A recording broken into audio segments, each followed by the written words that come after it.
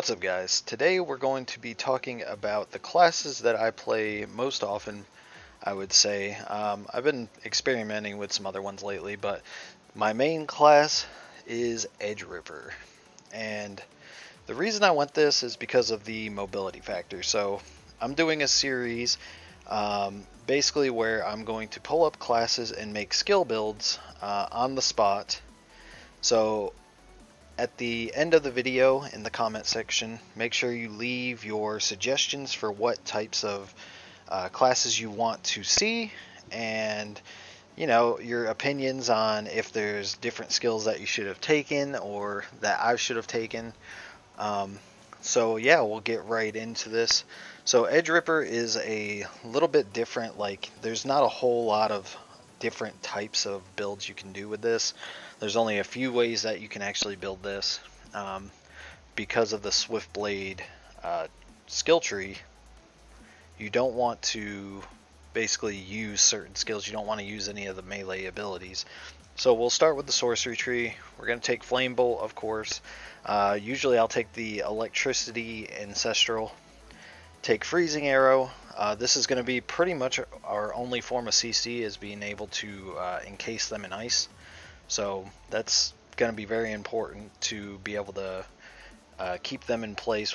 Snaring is the only CC that we really have available to us. So Insulating Lens, our only form of damage mitigation other than our gear, of course. Arc Lightning, this is very niche. You can choose Arc Lightning or you can use Chain Lightning. You don't really have room to use both, but Arc Lightning is good for when you do have them snared or encased in ice. So it hits pretty hard. So I don't use this very often. Your bread and butter of your damage is going to come from Flame Bolt and God's Whip. So Magic Circle plays really well with Swift Blade because it just gives us another teleport. Don't you really use it for the extra damage that it gives. It's more just for the mobility.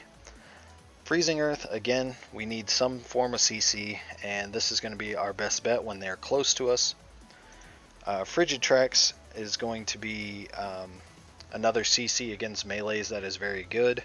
I use the Frigid Tracks gems to decrease the cast time as well, so mine cast a lot quicker than 2 seconds. Instantly freezes them. If you move backwards while a melee is coming towards you, they're just going to run right into it. They can't get close to you while you have this active, so a smart melee will wait until it's done. I also use Meteor. I use the instant cast version of this. Most of the time you can use the Meteor Strike version if you're confident in your ability to CC and them not get out of it, but I recommend using the instant cast version. And then God's Whip also use the instant cast version as well. So in Shadow Play, I only take 3 skills. I take Drop Back, self-explanatory. Make sure Flame Bolts, when they're the lightning version, have no cooldown, so you can shoot a lot of them and they take a lot of damage.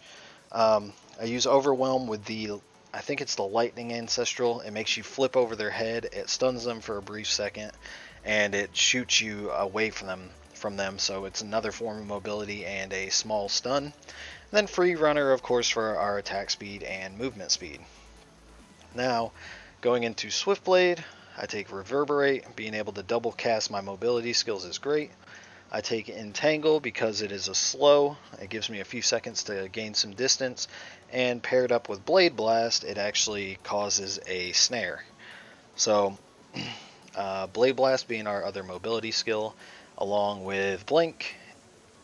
Dust Shroud is as an ability I don't use very often, but it does come in handy sometimes, just to basically take off their targeting for a second. So it does have its uses, but it's not the best skill by far. Primal Strike is an ability that I thought was actually pretty shit at first, and then I come to like it because if you have them snared and then you backdrop, use Primal Strike and start spamming your flame bolts, they fire extremely fast, and you can do a lot of damage in a small amount of time with this. But be very careful using Primal Strike, as it does give you that plus 50% received damage. That can be life or death right there, using that at the wrong time. So yeah, this is the build that I currently use. Like I said, you can swap out a few things. Like you can swap Entangle for Fleeting Footsteps. I don't think it's quite as good. I like having the ability to snare, or not snare, but slow and then snare. And you can switch out Arc Lightning for Chain Lightning if you want most of your abilities to be instant cast. So yeah, that's pretty much the way that I build this. Now I'm going to talk about Cryptwalker, which is the other build that I use when I'm out on the sea hunting for people, doing pirate shit like I'm meant to do. So what I'll do usually, sorcery is not the greatest on the sea, so I'll usually swap it out for malediction. I keep all of these all these skill builds the same. I think actually Shadow Play changes just a little bit. So for malediction, I'll take, of course, mana bolts. I usually take the not the crashing waves, but the wave ancestral of it. Take Serpent's Glare, of course take Fury. I take Malicious Binding, keep them in place. That's pretty much our only CC, so you kind of have to rely on burst damage. A lot of times while I'm on the sea, I'll take Ghastly Pact, because Ghastly Pact is actually good for knocking people off boats sometimes if you have all your Fury stacked up. And of course you're going to take Blade Fall. And then depending on the situation, if you're fighting against melees on the sea, Ring Throw is really good. It's going to mitigate damage, but if not, then you can take Grasping Void to teleport your team. And then what I'll put my other 2 points into usually, I'll put it in Stalker's Mark and then Stealth. So I like having Stealth while I'm out on the sea. It gets me out of sticky situations while I'm in the ocean underwater. And usually these skills are enough damage to kill people. A lot of times Mana Bolts and Serpent's Glare together are enough to kill people anyway. So yeah, a lot of times I'll play this build. The reason I use Swiftblade on the sea is because Blink actually gets me onto the boats pretty easily, and so does Blade Blast, so it allows me to catch up to boats if I've gotten behind for some reason. And like I said, Malediction is just generally better on the sea than Sorcery, because of the way Sorcery kind of casts through the boats. It doesn't actually cast onto the boats. The boats don't really count as a surface for some reason. So even Bladefall I only really use while I'm actually fighting in the ocean, not even on ships. But having big damage like this, outside of having to do a ground casting ability, is very helpful. So yeah, this guy was a little rough. I'm not feeling super great today, so I'm gonna try and make the next couple guides a lot better. I'm not sure what class or classes I'm going to do next just yet. I've been playing around with Banesong and Emissary and what was the other one? Was it Dreadrunner? No, Saboteur. I've been playing around with those classes a lot because Malediction and Occultism are just nasty together, and it's a lot of fun.